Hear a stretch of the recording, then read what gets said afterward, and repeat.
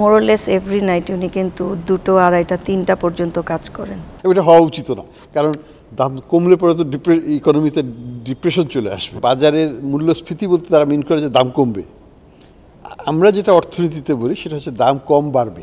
Sir একটা করে বক্তৃতা দেয় আর খালি আলু পেঁয়াজের দাম বেড়ে যায়, এবং অপ্রাসঙ্গিক দাম বাড়ছে আর তুমি বলতেছো দাম কমতেছে।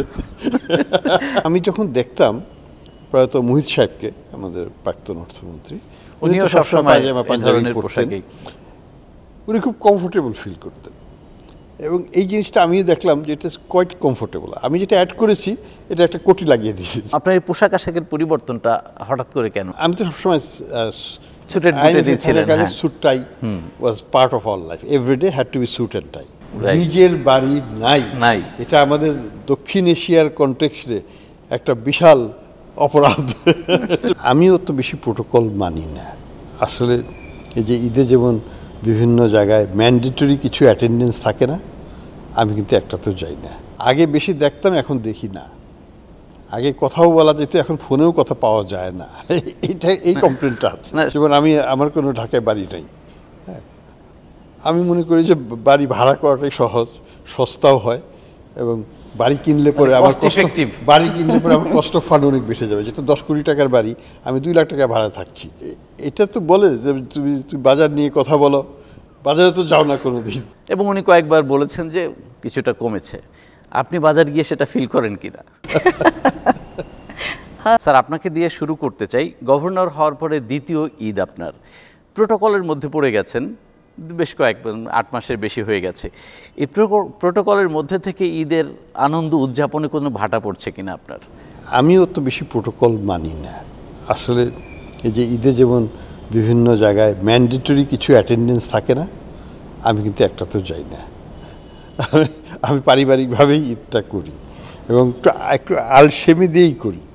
অর্থাৎ নামাজটা করার পরে বাসায় চলে আসি, এখানেই খাওয়া দাওয়া করি, তারপর কিছু আত্মীয় স্বজনের বাসায় চলে। তাহলে স্যার, গভর্নর হওয়ার আগে এবং পরের ঈদের আমার ঈদের কোয়ালিটিতে কোনো পার্থক্য এখন পর্যন্ত হয়নি। আত্মীয় স্বজনের বাসায় যখন যান, তাদের চিন্তাভাবনা বা কথাবার্তার ধরন বা আলোচনার বিষয়, সেখানে কোনো প্রভাব পড়ে নাকি? একটাই কমপ্লেন তাদের, আগে বেশি দেখতাম, এখন দেখি না। আগে কথাও বলা যেত, এখন ফোনেও কথা পাওয়া যায় না। এই কমপ্লেনটা আছে না, সেই অভিযোগটা তো থাকবেই। ম্যাডাম, স্যার প্রোটোকলের মধ্যে পড়ে গেছেন, আপনি কোনো অস্বস্তিতে পড়েছেন কিনা এইটার কারণে? চেইন ইফেক্ট আপনার উপর পড়েছে কিনা?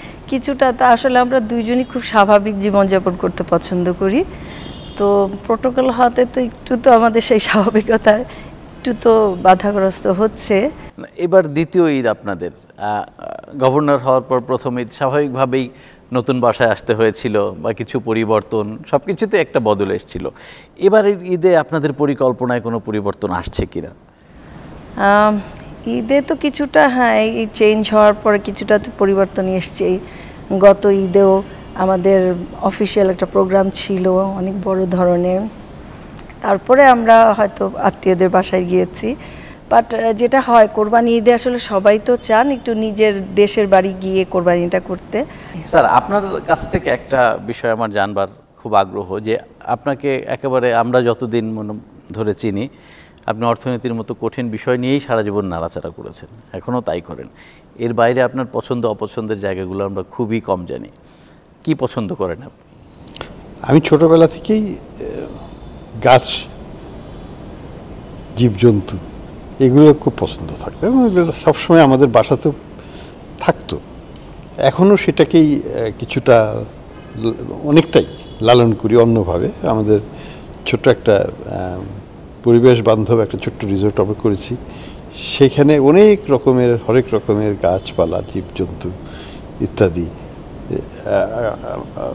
আছে। সেখানে একটু সময় কাটানোর চেষ্টা করি, এখন খুব কম হয়, কিন্তু প্রত্যেকটা গাছ আমাদের হাতে লাগানো। ও খুব গাছ পছন্দ করে।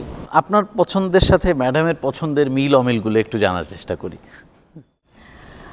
হ্যাঁ, আমাদের দুজনেরই পছন্দের জায়গাগুলো অলমোস্ট মানে কমন।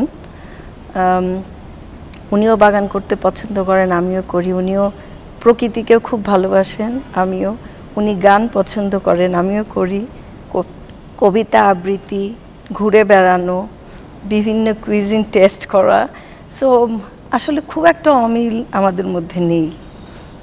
এই যে অর্থনীতির বিষয়টা এখন যেটা হয়েছে যে মানে খাবারের মধ্যে ভ্যারিয়েশন বিভিন্ন রেস্টুরেন্টে আমি আর খেতে পারি না, ফলে শি ইজ অলসো কনস্ট্রেইন যে আমি তো ওখানে রেস্টুরেন্টে যেয়ে খেতে পারি না। মানে এটা প্রোটোকলের একটা না, প্রোটোকলের ব্যাপার না, হেলথ কনসার্ন কারণে। অর্থনীতির মতো কাঠখোট্টা বিষয় ম্যাডাম পছন্দ করেন কিনা? না, আসলে কাজের জায়গা তো। আর আসলে অর্থনীতির সাথে আমার বাবাও ছিলেন অর্থনীতির সাথে যুক্ত, সো ওখান থেকে আমার বোনও পড়াশোনা করেছেন অর্থনীতি বিষয়ে। তো মোটামুটি আর কি ওই জায়গাটা একটা কমফোর্টেবল। না হলে হোম ইকোনমিক্স তো আছে, সেটা তো করতেই হবে, কারণ অর্থনীতি এটা তো সব ফ্যামিলিকে করতে হয়। স্যার, আপনার অর্থনৈতিক জ্ঞানটা এই সংসারের হিসাব নিকাশ বা চিন্তা ভাবনা পরিকল্পনায় প্রয়োগ করেছেন কিনা কখনো? এটার প্রয়োগ কিন্তু আছে ব্যাপকভাবে, আবার কিছু কিছু ক্ষেত্রে নাই। আমি বলি কেন, যেমন আমার কোনো ঢাকায় বাড়ি নাই, হ্যাঁ, আমি মনে করি যে বাড়ি ভাড়া করাটাই সহজ, সস্তাও হয়, এবং বাড়ি কিনলে পরে আমার কষ্ট ফান্ড অনেক বেশি যাবে। যেটা 10 কোটি টাকার বাড়ি, আমি 2 লাখ টাকা ভাড়া থাকছি, তো আমার জন্য কিন্তু সেটা কস্ট এফেক্টিভ হয়ে যাবে। বা 3 লাখ টাকায় ভাড়া থাকছে, তাও কস্ট এফেক্টিভ। এইটা ম্যাডাম মেনে নেন কিনা? সেখানে তার আপত্তি। এখানে হোম ইকোনমিক্স বলবে যে নিজের বাড়ি নাই, নিজের বাড়ি নাই, এটা আমাদের দক্ষিণ এশিয়ার কনটেক্সটে একটা বিশাল অপরাধ, একটা বিশাল মিসিং এলিমেন্ট ইন লাইফ। একটা বাড়ি নাই, এই বিষয়টা আপনি মেনে নিতে পারেন কিনা? লাস্ট অনেক বছর যখন মেনে নিয়েছি, তার মানে মেনে নিয়েছি। মতবিরোধ আছে, থাকবে। আমার আরো 2-3টা প্রশ্ন আছে। স্পেশালি আপনার এই পোশাক আশাকের পরিবর্তনটা হঠাৎ করে কেন? আমি তো সবসময় সুটেড বুটেডই ছিলেন। Suit tie was part of our life, everyday had to be suit and tie. ঢাকায় আসার পরে টাইটা চলে গেল, কলারটা, বাট আমার প্যান্ট এবং কোটটা থাকতো সবসময়। যে জিনিসটা মাঝে মাঝে হয়ে যেত সেটা হচ্ছে শুক্রবার হলে পাজামা পাঞ্জাবি ব্যবহার হতো। It's a very comfortable dress. এবং আমি যখন দেখতাম প্রয়াত মুহিত সাহেবকে, আমাদের প্রাক্তন অর্থমন্ত্রী, উনি তো সবসময় পাজামা পাঞ্জাবি পরতেন, উনি খুব কমফোর্টেবল ফিল করতেন। এবং এই জিনিসটা আমিও দেখলাম যে এটা কোয়াইট কমফোর্টেবল। আমি যেটা অ্যাড করেছি, এটা একটা কোটি লাগিয়ে দিয়েছি। স্যারের কোটি চয়েসের ক্ষেত্রে আসলে কার মতামত প্রাধান্য পায়? আসলে কেনাকাটাটা আমি বেশি করি, তবে ঈদ আসলে মাঝে মধ্যে উনি যান। আর যখন কেনাকাটা হয় তখন অনেকগুলো আসলে বিভিন্ন রকম কেনা হয়ে যায়। সো এইভাবেই আর কি জিনিসটা হয়। দেশের বাইরে গেলেও একই, মানে স্পেশালি আমরা যেটা দেখি যে স্যারের কালার কম্বিনেশনগুলা, কালারটা চোখে লাগে কিন্তু দেখতে অনেক সুন্দর লাগে। এই হিসাব নিকাশটা কি করেন? সাদা মাটাটা আমি করি, পছন্দের কাজগুলো আমাকেই করতে। আমি বাজারে যাই না আসলে, আমার সময়ও নাই। আমি মানে কেনাকাটা আমি সত্যি কথা, আই ডোন্ট লাইক ইট কেনাকাটা। আমি যদি যাইও, ওই হয়তো ঈদের আগের দিন রাত্রেবেলা এক ঝুটিকা সফরে যেয়ে হয়তো 3-4টা কিনে ফেললাম, কিনে বাসায় চলে আসলাম। স্যার, এই যে সারা বছর আর যাবই না। বাড়ির কর্তা বাজারে যান না, এটা তো অনেক গুরুতর অভিযোগ। এই অভিযোগ কি ম্যাডাম কখনো করেছেন আপনাকে? এটা তো বলে যে তুমি বাজার নিয়ে কথা বলো, বাজারে তো যাও না কোনোদিন, কি করে এইসব কথা বলো?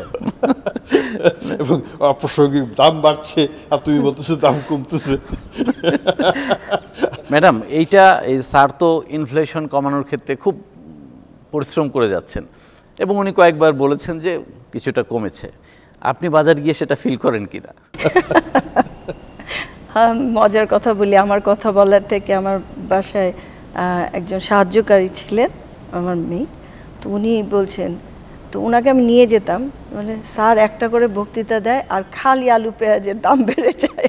সো ওখান থেকেই অ্যান্সারটা বোঝা যায়। স্যার ইনফ্লেশন যে জায়গাটায় নিয়ে এসেছে এবং মাঠের যে বাস্তবতা, এই দুটার মধ্যে যে পার্থক্য আছে স্যার, আমি তো এখানে বসেই শুনলাম। আপনি আসলে কি ফিল করেন যে আপনি কাগজ কলমে যতটুকু কমিয়েছেন, মাঠে ততটুকু কমেছে কিনা? না, এটা পার্থক্য থাকবে, কারণ আমরা সাধারণ মানুষরা ইনক্লুডিং সহ, সেটা হলো বাজারের মূল্যস্ফীতি বলতে তারা মিন করে যে দাম কমবে।